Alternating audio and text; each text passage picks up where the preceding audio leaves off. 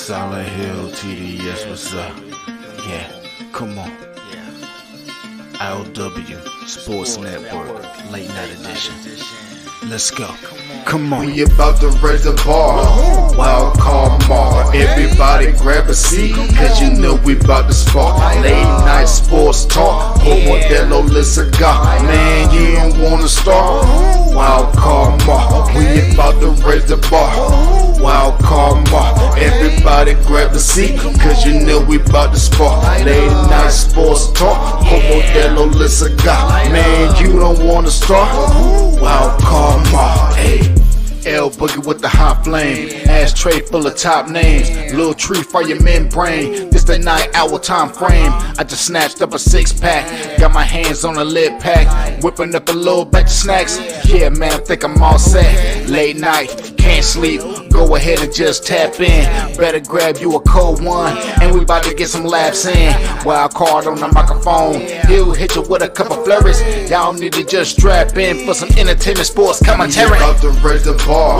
Wild card bar. Everybody grab a seat, cause you know we about to spark. Late night sports talk. Modelo Le Cigar. Man, you don't wanna start. Wild card bar. We about to raise the bar. Wild card bar. Everybody grab a seat, cause you know we about to spark. Late night sports talk. Modelo Le Cigar. Man, you don't wanna start. Wild card bar. Hey. Wild card bar. Wild card mar, I.O.W. Late night sports. Wild card mar, wild card mar, I.O.W. Late night sports. Wild card mar, wild card mar, I.O.W. Late night sports. Wild card mar, wild card mar, I.O.W. Late night sports. Hey. Give me a second, let me light up real quick. Ladies and gentlemen, boys and girls, people of all ages, welcome to the I.O.W. Sports Late Night Hour Edition, hosted by Mr. Modelo himself. You already know the name by now. You know what I'm saying? Wild Card Mar. You already know the vibe. Pull up, let's go. We about to raise the bar. Wild card mar.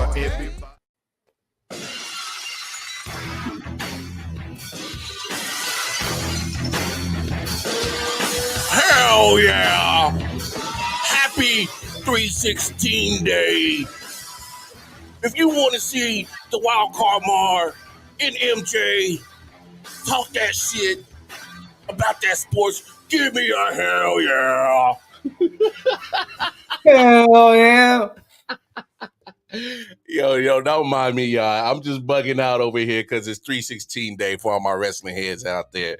Man, welcome to another episode of I.O.W. Sports Late Night Owl Edition. Here we are with episode 281. Of course, I'm your host, the Wild Card Mar, and of course, that's my co-host, the man, my New York Yankee guy, my guy that's all about New York. New York City. I know you're a little tender. We'll talk about that in a little bit. Good. I can take it. No, that's my guy MJ right there, man. Happy to see you, bro. How you doing, man? Doing all right, man. Doing all right. How you doing? How's the Man. fans? Hey, man, everything's good. Everything's lovely. Man, a great day in sports. But before we get too deep off into all the sports talk, you already know the deal. Go on over to all our social media, I.O.W. on Instagram, and of course, YouTube, I.O.W. Sports Network. Like, share, subscribe. Spread the word what we got going on. And of course, while you're on YouTube, got to give a shout out to my man 40. Go follow him on Hitchhikers. You see it scrolling on the bottom of your screen. I got to give another shout out to Let's Talk Sports, who are simulcasting these late night owl shows. So definitely shout out to them. And then, of course, you can catch us on Twitter, I.O.W. Sports 1. If you want to chop it up with the Wild Card personally, follow me on Twitter at KC Wildcard Mar or Wildcard Mar on Facebook and Instagram. Y'all know the deal. That's what we do here. Now that we got all that out of the way, it's time to talk some sports because It's March Madness time, and the madness began on day one, man. Let's get the elephant out the room. My man MJ. Madness. Yeah. Oh, you mad? He said mad. So let's get the elephant out the room. So my guy MJ is a diehard Arizona Wildcat fan. All right. He loves his Wildcats from Arizona. Well, unfortunately, they were a 2 seed and they got bumped out by a 15 seed today. My home state. Man, Princeton. I know. Hey, you could probably throw a rock at Princeton right now, can't you? I'm about 45 minutes. Okay. Give or take. So you can probably hear him partying right now then. Fuck that.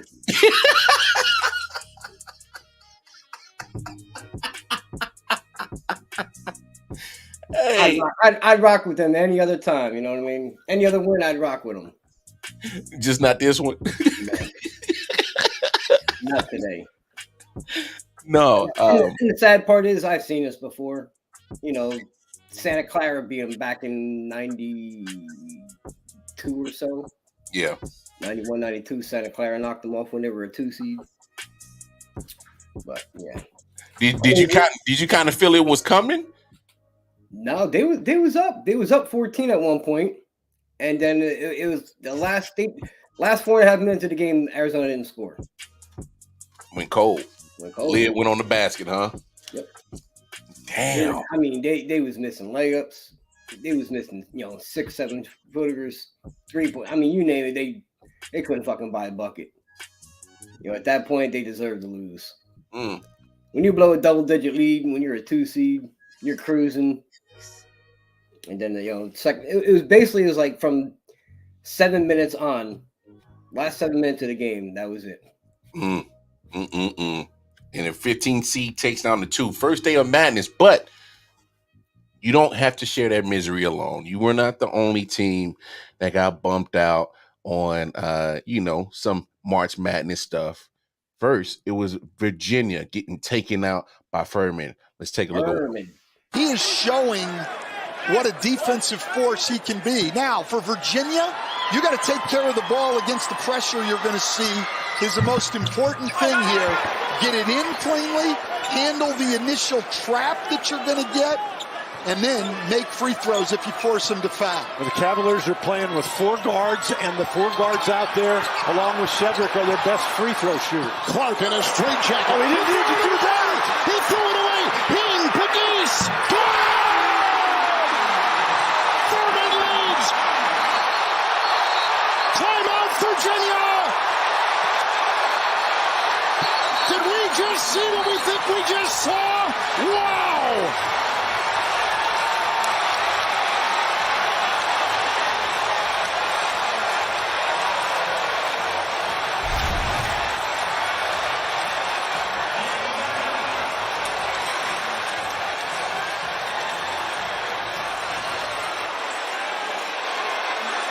Clark thinks he can throw the ball down the court and run the timeout, but as soon as that pass is intercepted, now suddenly you have a scramble situation. Virginia cannot set its defense, and another big basket by Foster. Or that wasn't Foster, that was Pegues. Pegues, who is not a great three-point shooter, but he rises up and knocks that one in his first one of the game.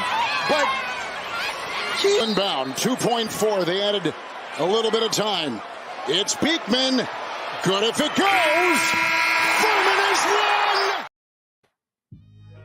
Wow. Just wow. MJ, that's March Madness, man. When I saw that play happen, first thing I'm thinking, like, what the hell are you doing trying to throw a touchdown pass? You're up by 2. He threw a Hail Mary, man. Hail Mary, inbound the ball. You go to the free throw line. You're up by 2. What do you think about running the clock out for? The crazy thing is, you hear Stan Van Gundy, the announcer, you heard him say, you got to survive the initial trap, get the ball in, survive the initial trap, and let them foul you and go to the free throw line. Yep. Look, Clark made a bad mistake, a horrible mistake. I'm not going to beat the kid down because, unfortunately for him, this is the unfortunate part.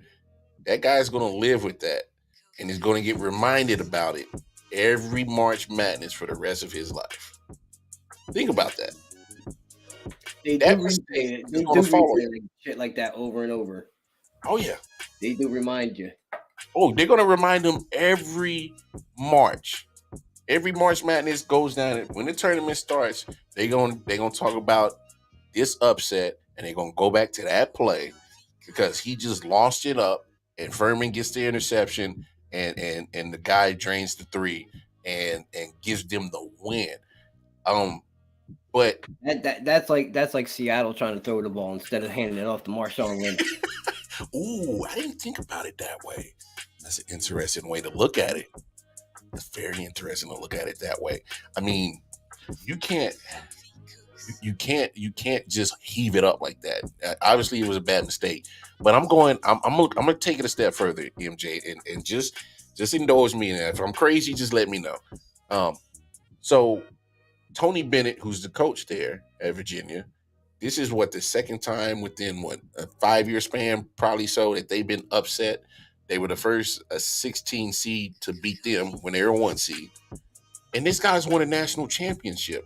How can you not get your team prepared for that exact moment when Stan Van Gundy, literally, who's a former coach, literally told you to plan on what you needed to do right there in that moment? How do you not get your team prepared for that? That's what I'm confused about in this whole ordeal. If I'm not mistaken, didn't Virginia have timeouts left? I believe so. I believe they did. So that's what I'm saying. This goes to me. I'm not gonna say it's Tony Bennett's fault, but I think he needs to take some claim to this failure. You got to take some of this fault too, because you as a coach need to be very meticulous in what you're saying to your players on being in this situation. You're supposed to practice this situation, are you not? You would figure though, being up by 2, you wouldn't expect your inbound guy to fucking heave ho it like you're down. He inbound that pass like they were down by 2. Yeah. I don't know how much you could put on the coach at that point. Well, I get what you're saying, but I'm saying, like, preparing the player to be in that situation. If you practice this situation a lot, like, he understands that, all right, I know I'm gonna get trapped. Let me find the outlet guy. And he had an outlet guy that was wide open at the top of the screen if you look at the replay. Oh, yeah, I've seen the replay numerous times. Yep. Yeah. So it's like he had somebody that he could have got the ball to and not just heave it up. Like, I don't know what he was thinking in that moment. And if anybody that saw the show earlier, my man J Jones, from the Man Cave Sports Podcast, he made a point. He's like, yo, this bluster is just as might be as iconic as Chris Webber calling the timeout. And I mean, he kind of makes a valid point. The only reason I would give pushback on that, because that was in the championship game. True. Okay. Different environment and a lot at stake. I hear you. That was a big mental blunder right there. Yeah. At least this was just unexplainable. Yeah. And I'm glad Tony Bennett stuck up for his player and said this ain't gonna define him. And he's supposed to say that as a coach, but come on. He's got to save face somehow. Oh yeah. Oh, you gotta save face. You gotta look. You're supposed to stick up for your guy. Stick up for him. I get it. That's what coaches do. Yeah, you're supposed to. Wait, come on. I'm not gonna say this is going to define him, but he got his Bartman moment. You know what I'm saying? He got man, you went there. Bartman moment. You went there. It was that Moises Alou Yeah. that was about to make the catch, right? So I mean, look, but I got to give kudos to Furman. They didn't back down, and I was listening to Doug Gottlieb, who was calling the game on the radio, and he pretty much said once Furman got into a 1-3-1 zone, they pretty much turned the tide of that game, and pretty much Virginia didn't know how to counteract it. And I got to question Tony Bennett on that, at least, though. Like, your national champion. Why didn't you make an adjustment at that point? Yes. When that was killing you, 1-3-1 was killing you. Like you made no adjustment to it. Yeah, you did nothing to change the situation. So you agree with me? He at least deserves some blame for that. Absolutely. Okay. Absolutely. I mean, we see this so often in sports when teams don't make the adjustments. I guess they are either too prideful and think that we're still the better team. We'll find a way to just athletically be better than them. No, it's a strategy in just about every sport. And if you don't combat the strategy that's killing you right now, you're going to lose. And now you are bumped out of the first round again when as many years, losing to a team that is, not as good as you. But all it takes is that one game. That's that it. one game. Got bit by the snake. Boy. I don't know how I'm just flabbergasted, but this is what I love about March Madness. You never know what can happen. Just because you're ranked higher than another team, you can't look at them and take them lightly. Nope. You know what I'm saying? You can't. You got it. If you saying you the better team because we're the bigger name and we're the higher rank, if you saying that, if you're living by that, you better finish the job. You can't be playing with these teams who are in lower conferences. They don't get as much playing airtime like you on the ESPN and the ESPN twos and the Saturday primetime college games. They ain't getting that same airtime. No, they got nothing to lose. Nothing to lose. These kids are laying everything out there on the court. Mm-hmm. Giving their 100% everything they got against a team that's giving their 70%. I'll take that 100% over 70 every time. Every time. Even in the loss, I'll take the 100%. Yeah. Not even if Furman lost, but just the effort that they gave, it wouldn't have been a blowout. That game was close. Well, I'll say this. Virginia pretty much had control of that game majority of the whole game. And then, like I said, when Gottlieb pointed out they went to that 1-3-1 zone, that was pretty much the changing of the momentum. And you can't give people who got their back against the wall and nothing to lose just any kind of room for them to wiggle out of that corner, because they're going to get out of it and they're going to expose you. And then that's why you are headed back to Charlottesville with your tails tucked between your legs. Yes, they are. That's what happens. My boys are going back to Tucson. Yeah. I know. It's okay, man. It's all good. It's all good. Speaking of another tournament, we're gonna transition to World Baseball Classic because, man, are you relieved? Our USA boys, they advanced. You got to be relieved, MJ. They got a tough game though. Yes, they do. Venezuela's coming to play. Boy, Venezuela went undefeated in their pool play, 4-0. And if you really look at the other teams in their pool, I know Nicaragua wasn't as good, and then there was I can't remember the other team that was in their pool. I'm gonna look it up real quick, but they had Dominican Republic in their pool, which was a tough team, and they got bounced out, and they had Puerto Rico. Bro, they had if you really look at that pool that they were in, I think you can make a case that they were probably in the toughest pool out of any team in this whole World Baseball Classic, and they went undefeated.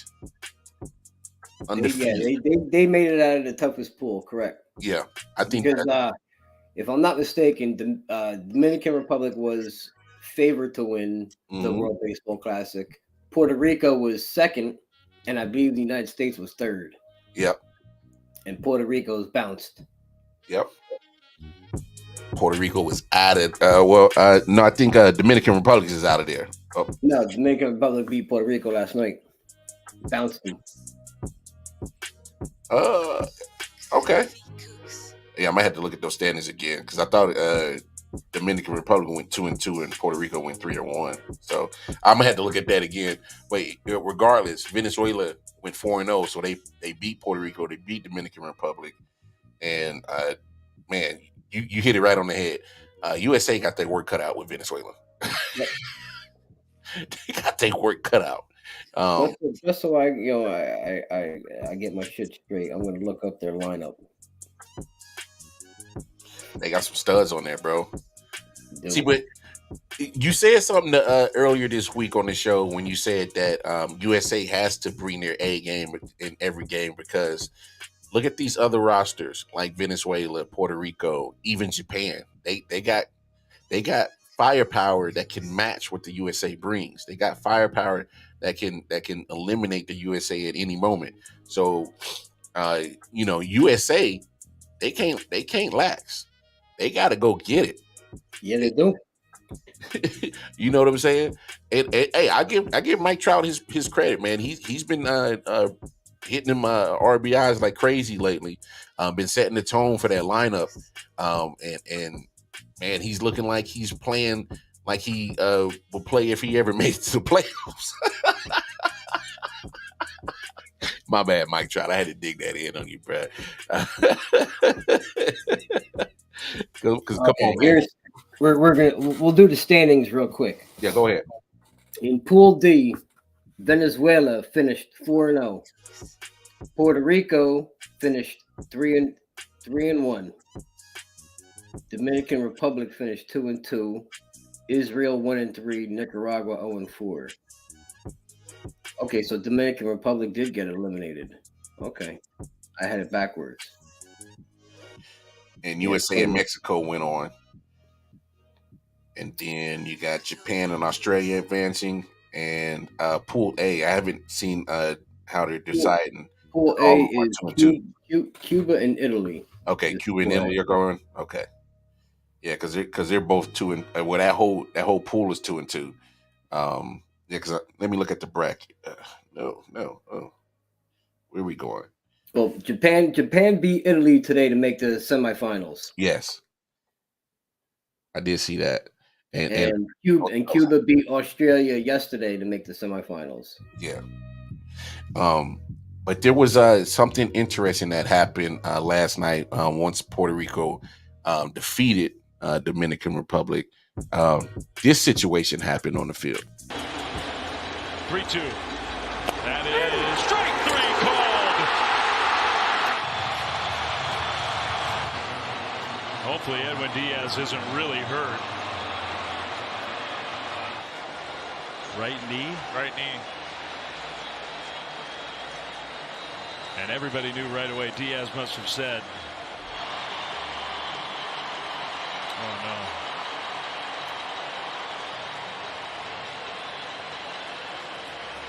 Bringing a wheelchair to assist him. That was his brother. Crying.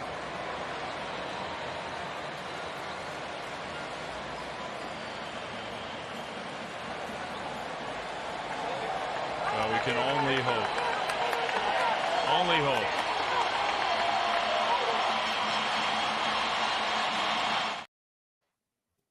Damn. You hate to see it. So it's since been reported knee injury, right ACL. More than likely he's going to be out for majority, if not all, of this upcoming regular season for MLB. I don't think it was the ACL. They said it was the patella tendon. Oh, was it?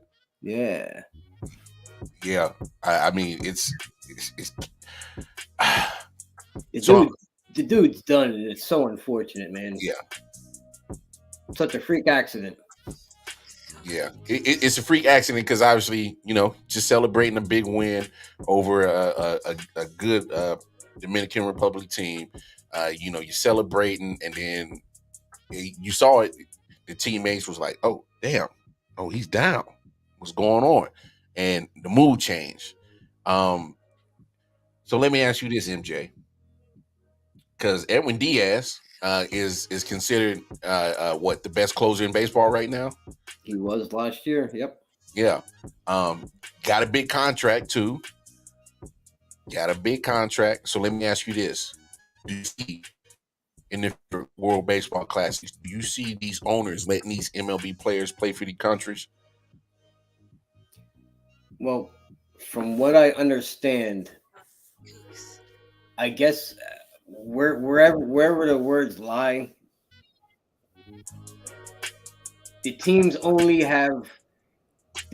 only hold you back if you're injury prone or something along them lines with injuries. Other than that, it's up to you as a player. Like Aaron Judge got, he got invited, he declined. Yeah. It's the player's option from what I understand. So I guess they would have to get it, whether this is in the CBA or, wherever this agreement is, owners, they're gonna, you would think they're gonna want to protect their assets at all costs. Mm-hmm. So it's a catch-22, man. You damned if you do, damned if you don't. Yeah, because and I understand that catch-22 part, because what if he would have injured his patella tendon just doing normal pitching in the game. You can't predict or in spring training. Back to confidence. Yeah. Like this injury could have happened, like you said, at spring training. And as he's getting prepared for the Major League Baseball season, I'm definitely agreeing 100% with you saying, as these owners would definitely try to find some way to try to protect their assets, because let's be honest about the Mets. They had 100+ wins last year, and Edwin Diaz was a big part of that. Huge part of that. Yeah, and now they're not going to have him. They're not going to have him this year. So that leaves the Mets with a huge void in their bullpen, and especially at their closer position, that they're not going to be able to have to even, come close to those 100 victories that they got last year. Because how many saves did Diaz get? Well, offhand, I'm going to say somewhere around 50. Yeah. So if there's at least so if there's at least 50 games that he's closing and keeping on the winning column, that's a lot being taken away from the Mets. And the Mets were thin in the back end of the bullpen to begin with. So this is just going to be another blow. Yeah, huge blow. And look, I'm loving the World Baseball Classic, but I mean, this is kind of the bad side of it, of having this World Baseball Classic, is because there's injuries, and if there's an injury to somebody that's very important, it's going to be hard to try to keep them out, but you're going to have to just deal with the possibility that you might lose your player for your actual Major League Baseball organization by them playing in the World Baseball Classic. That's just the bad side of it. That's just the chance and the risk that comes with it. And I don't know if the owners are going to try to change it up and hey, we don't want you participating in this World Baseball Classic. We prefer you be ready for us for our regular season. If you're gonna get hurt on our clock. You know what I'm saying? But then, if you think about that, then if that's the case, a lot of these countries in the World Baseball Classic, they wouldn't have anybody on their roster. So you're not really bringing your A game, to the World Baseball Classic. You're making it meaningless. Yeah, and I would hate for the World Baseball Classic to get changed, because I've been actually watching it and loving it is because all these countries are putting their best foot forward with their best players that represent their country. I mean, Otani's playing. He's over there, got Japan at 4-0. They're going to be a threat to win this joint. You know what I'm saying? Look at the Major League Baseball stars that are representing Team USA. USA's not playing around; they're putting their best foot forward. So, look, it is what it is. It's unfortunate. I hate to see it like go down this way, and it's just tough. It's because you don't want to see injuries like that. Derail a player's future like that. I mean, and we don't even know how he's going to bounce back from this. How about this? This could be an idea. I was chilling with my buddy earlier. Shout out to my boy Carlos. He's a big Met fan. He supports I.O.W. He watches. He just doesn't get a chance to watch live. Working real one, but he does watch and pay attention. We were talking earlier tonight. Why not schedule the World Baseball Classic for like late November, December? Once after the World Series season is over. Give these guys, like a month and a half off to rest, and then charge back up again late November or December and do it. That's a good idea because say this is going on in November or early December, and Diaz gets hurt now. He has a chance to at least make it back to a regular season. He might miss the first half of the regular season and might miss some few months, probably leading up to All-Star break, but he would be able to at least come back and help his team in some type of capacity in the regular season. I actually like that idea. Why do it while spring training's going on? When the season's about to start, why are they doing it now? Yeah. That part I don't understand. Yeah. I'd be all for pushing it back, until after the season. Oh yeah. Now I could definitely see the owners going with your idea, going with the organization, whoever organizes or puts together the World Baseball Classic, and say, hey, timeline wise, like let's move this to a point where, where if an injury was to occur, it's not going to harm none of our chances come regular season. Yep. I can see that. I could probably see that move happen before it, they try to make it, in some type of CBA talks and try to outlaw it in general. So and think about this too. You get people talking baseball in November and December, which they don't do. No, because it's football. Then nobody talks baseball until after the new year.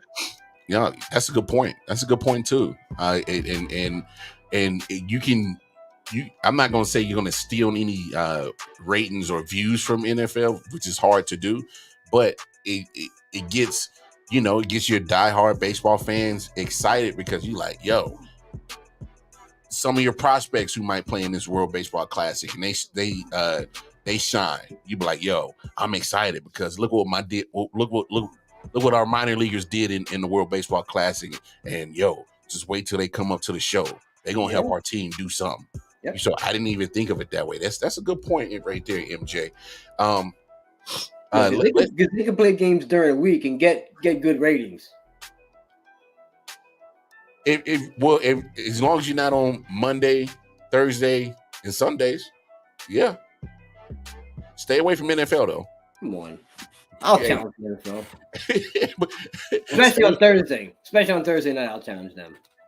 Okay, I can give you that because hey, you're right about Sunday, Monday though. No. Yeah, Thursday, I can see that because we already know ain't those matchups on every Thursday. They ain't all pristine matchups. They some bum matchups sometimes on that Thursday. So out of what they have, like 16 Thursday night games or so, something like that. They cut it off 15, 16.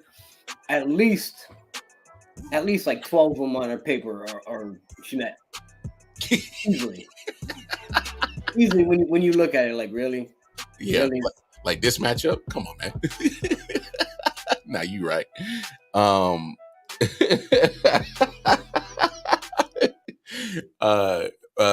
Let's transition because me and MJ been meaning to talk about this for a minute, because obviously it happened a few weeks ago. Your man Jon Jones returned to the UFC, and regained, well, not regained, but became the new heavyweight champion of the UFC. And so let me ask you this, and well, before I ask you that, I'm just going to propose out the question. I want y'all to think on it for a second. Where do you have Jon Jones in your GOAT conversation?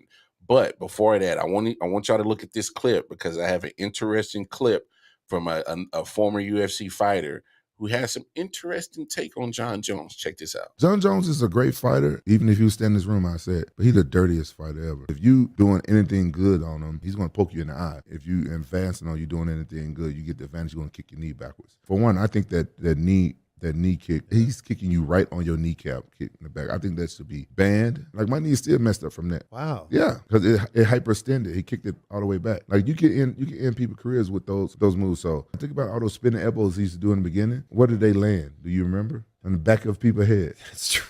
Yeah.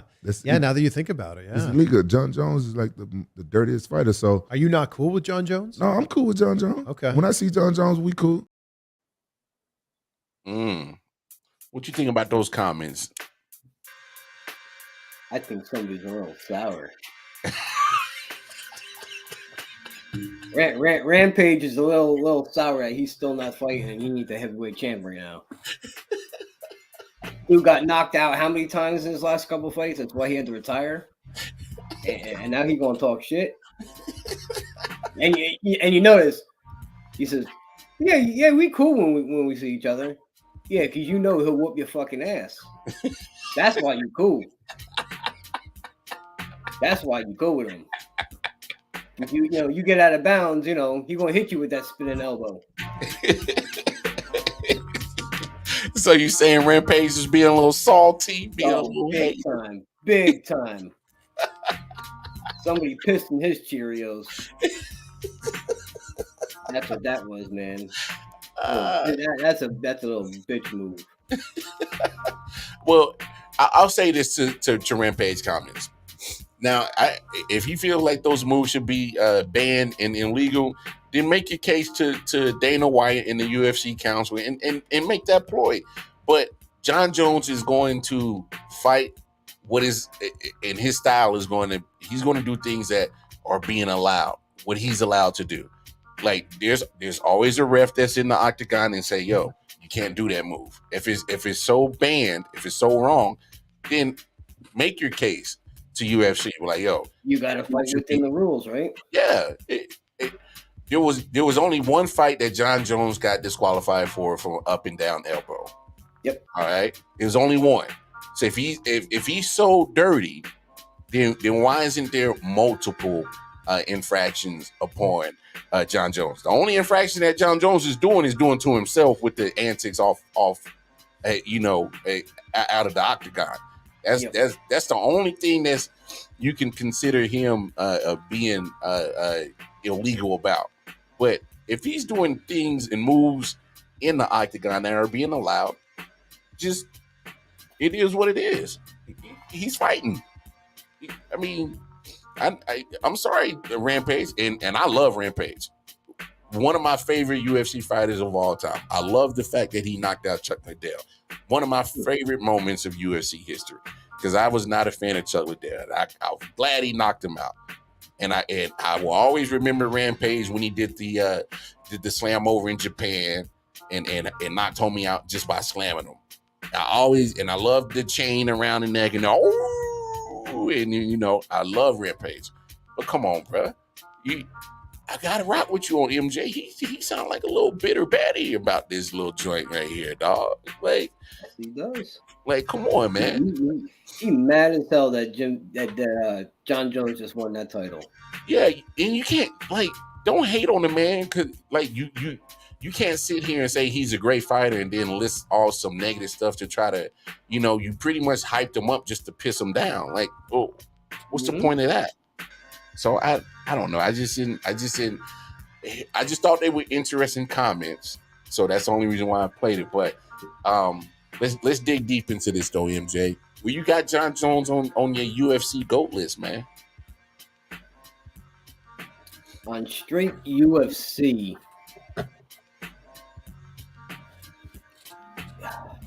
I mean, because UFC, if you take UFC back to the very beginning, you can't have Jon Jones at number one. You can't? You can't. Okay. If you really dig deep to the very beginning. But nowadays, the way UFC has changed because they changed the rules. Like back then, you could like literally, choke a motherfucker out like for real. Yo, they used to let you curve some people back in the day, bro. The way UFC is structured now, yes, Jon Jones is the GOAT. Absolutely. That's back fair. Then, like I said, times are different. The fighting is different in the UFC. Oh, big time. So big time. You gotta look at everything as a whole. I can't call him the greatest over like some of the originators. Hoist Gracie would have, yeah, he would ate up Jon Jones. Different fight back there. Yeah, he would ate him up. That's fair. That's fair. But yeah, title wise now, like Jon Jones has been untouchable. Yeah. Even though I thought he lost his last fight, I do think he lost that. I watched that fight and I thought he lost. And yeah, I think he won a split decision or majority decision prior to this choke out. Yeah. You're referring to the match he had before this one. I'm a big fan of Jon Jones. I think his fighting style is very unorthodox. He's almost like an airbender, and he hits from different like weird angles. He knows where to hit you. Yeah. He definitely hits from some weird angles that you normally don't get caught with, because he's putting some guys out with some elbows that he just kind of snuck it in there. Like even this guillotine, he kind of slipped it in there and just didn't let it go, and had homeboy against the cage, and next you know he's tapping. So he definitely attacks from some weird angles. I'm not gonna say he's probably the most popular of all time. Obviously, McGregor, got a lot of popularity in UFC. Pretty much was a cash cow for UFC for a good bit of the box number. He was a box number guy. So he brought in the box numbers. I will always be a big fan favorite of GSP. My only knock against GSP, I felt he left way too early. I felt like he had some years left to show that how dominant he was. Yep. So that's my only knock. I felt like, okay, I'm gonna compare it to this. I felt like GSP Barry Sanders us, if that makes sense. That's absolutely makes sense. You know what I'm saying? It's Calvin Johnson. Yes, he Calvin Johnson us. Like, bro, you still got some tread left on them tires, like, and you still can fight at an elite level, and you just walked away. And I'm like, damn. And how many times, man, you would see it every year. Like, yo, oh, you think you're the best welterweight? Man, GSP will mop you if he ever came back. That was the debate. How good were you compared to GSP? So I felt GSP kind of took some fun away from us as UFC fans. So I'm like, bro, you was at the top of the game. You were the guy in UFC that everybody like wanted to be. They wanted your not only longevity, but they wanted your dominance. Like GSP was dominant. Like there was a point where I thought that man was untouchable, and he just walked away. You never seen him again. You can't fault the man for walking away, though. No, I'm not gonna fault him. He said I had enough. Yeah. He walked away on his own terms. Hey, that's what it is. How many times have we seen boxers, mixed martial artists don't leave when the game is telling you need to go? and you just continue to throw your body in there, getting beat up. Now you better hope that you don't have, long-term effects in your everyday life now. One of my all-time favorite boxers, Roy Jones Jr. He tried hanging on too long, started getting knocked out at the end of his career. But in his prime, he was hands down probably one of the top 2-3 boxers I've ever seen box. Oh, big time. Dude was unbelievable in his prime. Oh, yeah. Now, I'm with you on that. I was a huge Roy Jones Jr. fan. He was just, he was magnificent, man. He was like a magician. You remember when he used to do the rope-a-dope?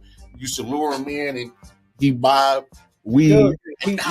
He'd wind up with this arm and yeah, catch you like that. Like, yo, he would get you looking with the right and throw that jab out there with you on real quick, man. Roy Jones, oh my gosh.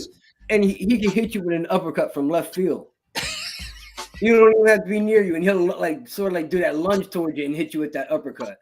He was that quick. He was. That's a good point. Him, Pernell Whitaker, and Mike Tyson. Those were Sweet Pea. Oh man, R.I.P. Sweet Pea. Another one of my favorite. Pernell Whitaker was definitely another one of my favorite boxers. Now that we're kind of talking boxing, so April 22nd. I believe is the correct date. We're finally getting that Tank Davis, Gervonta Davis versus Ryan Garcia fight. And man, they are hyping it up. Have you been seeing some of the stare downs that they're doing? They talking cold cash shit to each other, man. They do not like each other. No. This isn't an actor or gimmick. They sincerely do not like each other. And you can sense it, you can feel it when they start doing the stare down. I'm like, ooh, are we gonna get a stare down rumble between the camps? Because it's that explosive, man. You're gonna see some explosion before the actual fight. Oh yeah, without guarantee. Now I know it's a little bit too early to make your predictions. Who you gonna rock with come April? Going Garcia or you going Tank Davis? Originally, if you would have asked me this question, 4 months ago, I would have told you Tank Davis quickly, hands down. You fast forward through all the shit he's been through recently, I think Ryan Garcia gonna beat him. Ryan Garcia is quick, man. I think Ryan Garcia is going to beat him. Look, when we get closer to the fight, I'm going to keep breaking it down. I'm going to break them all down. But off of initial, just matchup-wise, I'm going to definitely give the speed advantage to Ryan Garcia. I think his hands are quicker than Tank's. I'm going to give the power advantage to Tank, though. Yep. Now, but Tank ain't slow. But he ain't Ryan Garcia fast. Like his hands are stupid quick. And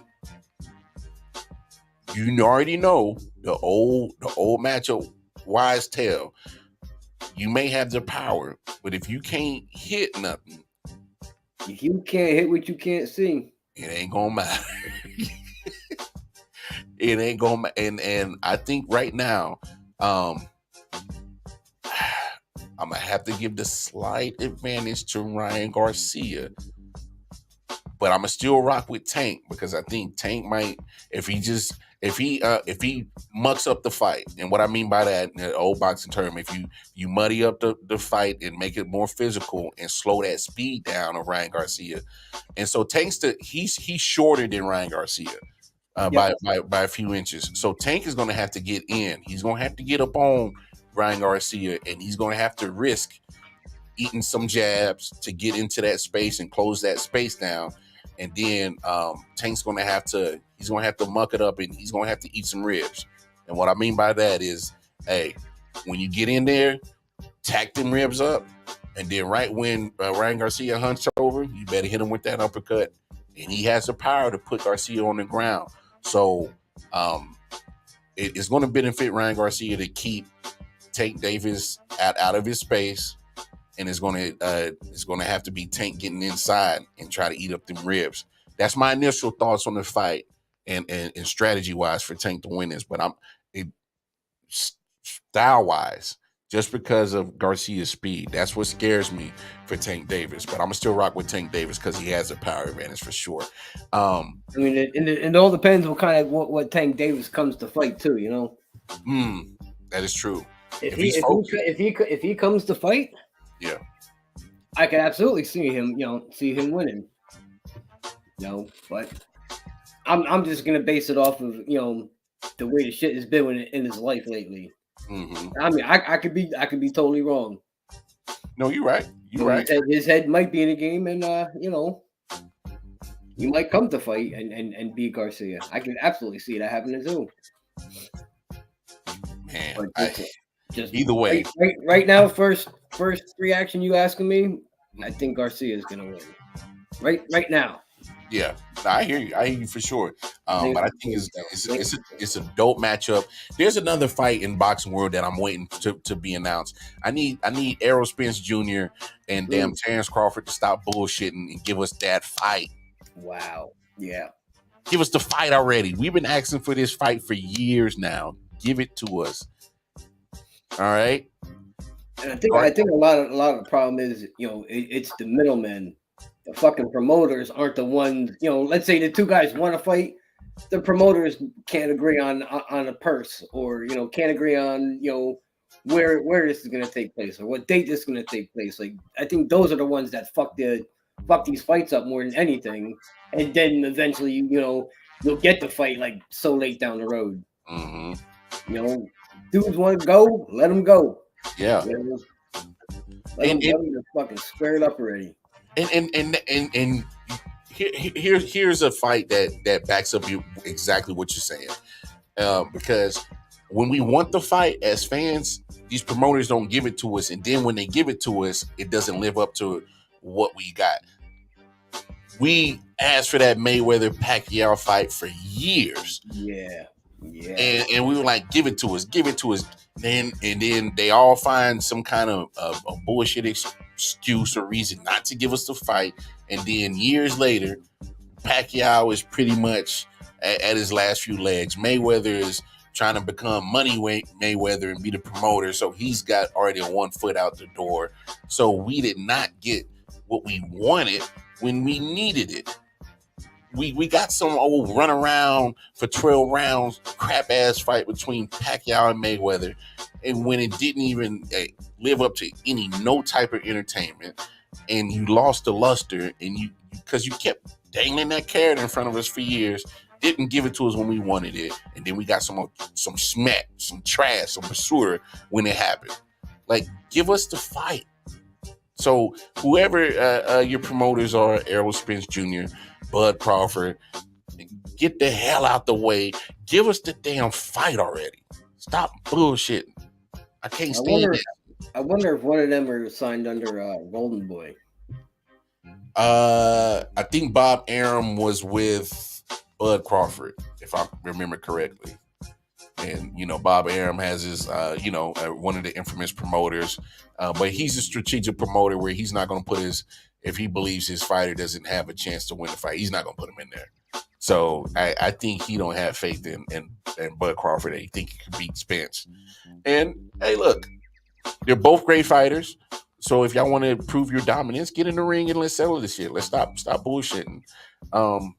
Real quick before we get out the show, this is one story that we've been following for quite a while here at I.O.W. Sports. Did you see the tweet that Dan Snyder and his wife cleared the offices? Yes, I did. And they believe a sale is imminent. There is a God, because we've been asking for this for a long time. Get this dude out of here. Get him out. Because you might have gotten the wish. And to me, the NFL, I think it benefits you for getting Dan Snyder out, because it's well documented of his behavior in the atmosphere he set at that workplace. The more and more you keep owners like him in seats at that table, the more and more that you are setting the image of your content. And what I mean by that is that you can't sit here and punish all these football players for off the field transgressions and suspending them and taking their livelihood away from them and taking their money away, while you continue to have owners like Dan Snyder continually making billions of dollars, and they're worse than the players that you keep wanting to suspend and make examples out of. But you allowing this owner who's a true dirtbag to just continue to make billions of dollars. It's very hypocritical. It's very it's backwards. It makes no sense. Why? Don't do as I do. Do as I say. Yeah, and that's how they operate, and that's dookie, bro. It is. It truly is, man. That's truly dookie. It's a double standard. It is, big time. I mean, they're not being held accountable like the players are. Like the players have to live up to. Robert Kraft is worse. Hey, he went to a rub and tug. Got his groove on. Hey, can't fault the fucking dirty old man. But I mean, I know Smeedy brought this name up, but even look at how Robert Kraft's situation was handled different from Deshaun Watson's situation. I mean, we talking about Robert Kraft literally got caught in a sting. The video, and he had enough money to get the videotapes destroyed. Oh, come on, man! You know them shits wasn't seen the light of day. Them shits was not going to see the light of day. I mean, but then you got guys like Ray Rice and Kareem Hunt, assault females. That footage comes out. Yeah. That night the footage comes out, and the next morning that footage is out. Mm-hmm. But, and Ray Rice couldn't get back in the league because of that shit. Nope. And Kareem Hunt, they gave him a suspension, took some money away from him, and he was able to come back, but that affected him for a minute. So you're right, double standard. I hate it, but the positive news is that, man, if they say that the sale is imminent, please, whoever is this group that is going to buy the Commanders, get in there, please, ASAP. They already said who was going to be. No, sorry, that was the Hornets. Never mind. Oh well. Speaking of the Hornets, a possible change of CEO of ownership. That's where I mistook the two, because they said that Jordan is going to be selling his majority stake to the minority owner of the Hornets, mm-hmm. and also minority owner of the Atlanta Hawks. Yeah, but I had said to my buddy today, I said, how can he have stake in two NBA franchises? No, he won't, because they'll probably have him sell his stock at the Atlanta Hawks, because it's some kind of I can't remember the right term for it, but they conflict of interest. Yeah, conflict of interest. There it is. Because you can't sit there and be owners of two different teams in the same league. That NBA won't allow that, so he'll probably have to give up his stake at the Atlanta Hawks. So, but this goes to a conversation we've had before on the show. Hey, as great as Michael Jordan was on the court, and his airness and his aura will forever live, man, he was terrible as an owner. I don't care what nobody say, but he was absolutely fucking terrible. He was terrible as an owner. So I mean, my buddy said to me tonight. My buddy said to me tonight perfectly. He's like, "What, did Jordan not want to win?"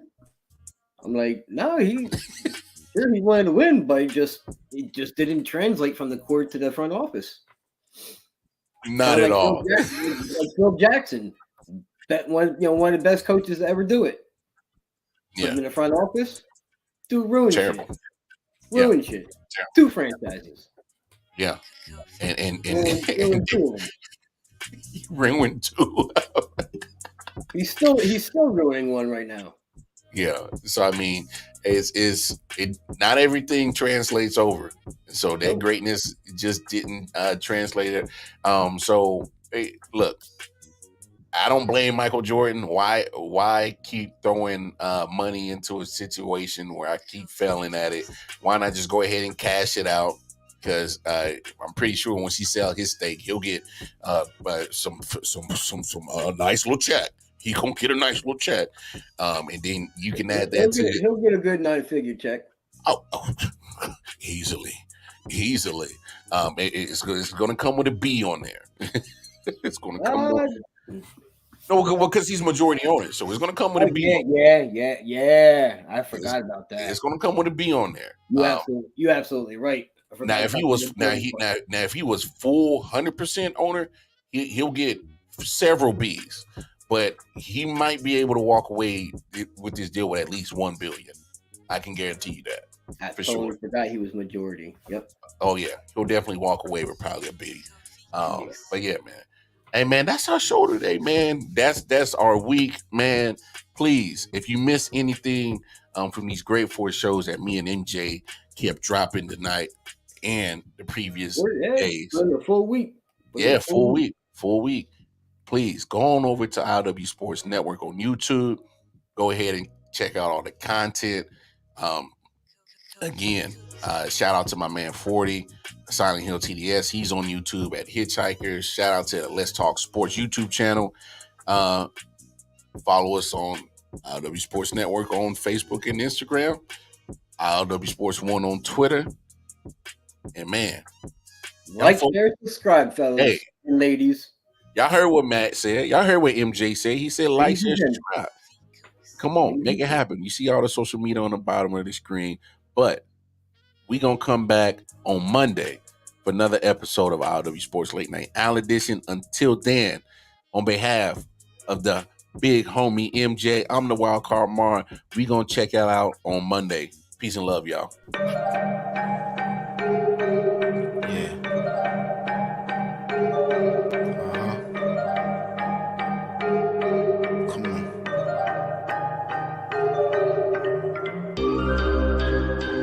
Silent Hill TDS.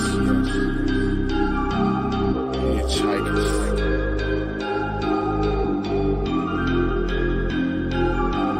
Yeah, smoking so much dope, I'm seeing traces. Visual lasers, load across the scene is dangerous, aggressive like behavior. Couple monsters for my neighbors, resisting human nature, persistently getting greater.